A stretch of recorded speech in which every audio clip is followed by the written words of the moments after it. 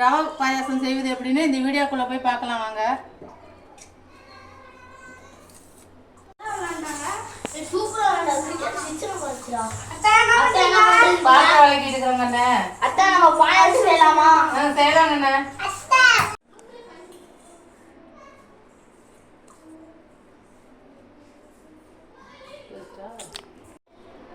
Leave விட்டதும் போது எங்கள் அண்ணன் பசங்க தம்பி பசங்களாம் அத்தோடுன்னு வந்துட்டானுங்க, ஏதாவது செஞ்சு கொடுன்றானுங்க.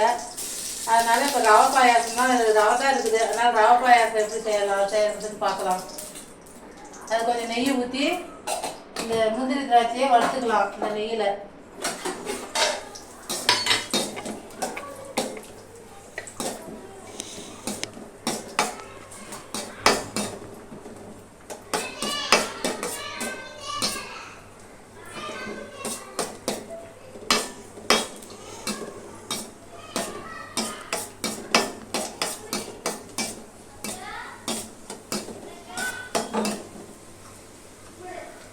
முந்திரி திராட்சை வச்சு இப்போ எடுத்துக்கலாம். அதை எடுத்துட்டு அதில் ரவையை கொட்டி வறுத்துக்கலாம். சேமியாவையும் கொட்டி வறுத்துக்கலாம்.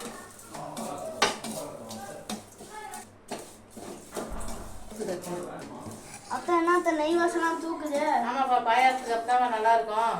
ஓ சரி அக்கா.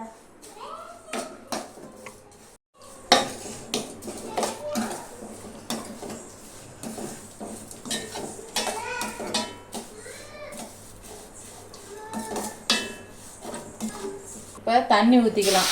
ரவையும் சேமியாவும் வேகத்துக்கு தண்ணி ஊற்றிக்கலாம் தேவையான அளவு. கைவிடாமல் கிண்டிகிட்டு இருக்கணும், இல்லைன்னா கெட்டியாயிரும் ரவை. அதனால் கைவிடாமல் கிண்டணும்.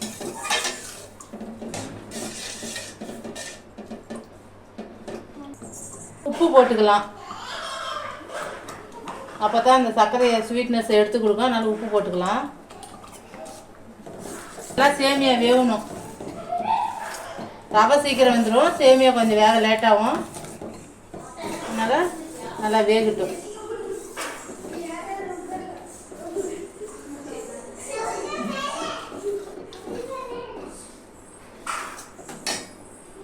அப்படியே போட்டால் பிள்ளைங்க எல்லாம் எடுத்து போடுவாங்க. அதனால் சர்க்கரையோட ஏலக்காய் 2 போட்டு பவுடர் பண்ணி போட்டுக்கிறேன். அவள் தான் வாசனையாக இருக்கும் பாயாசம்.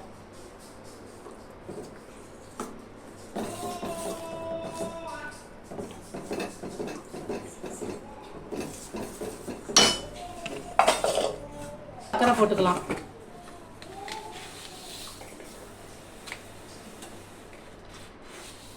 எவ்வளோ இனிப்பு வேணுமோ அவ்வளவு சர்க்கரை போட்டுக்கலாம். சர்க்கரை போட நாட்டு சர்க்கரை போட்டு சாப்பிட்றவங்களும் நாட்டு சர்க்கரை போட்டுக்கலாம். எங்களுக்கு சர்க்கரை தான் பிடிக்கும், நாங்கள் சர்க்கரை போட்டுக்கிட்டோம். போச்சு